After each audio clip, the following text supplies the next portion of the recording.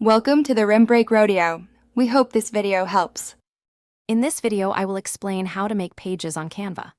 First, open Canva and decide on your project, whether it's a presentation, document, or social media graphic.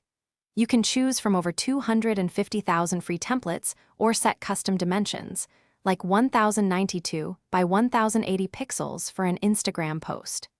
The user-friendly interface makes it simple to begin your creative journey, even if you are a complete beginner.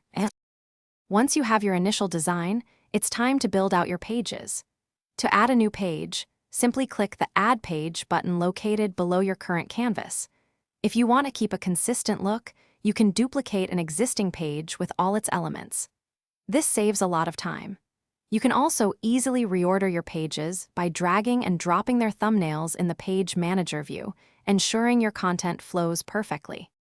Now, let's customize your pages with various elements. Canva offers a vast library of over 100 million stock photos, graphics, and text styles. You can also upload your own images, logos, and brand fonts to truly personalize your design.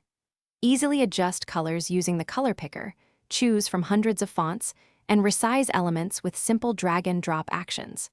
This allows for endless creative possibilities to make each page unique.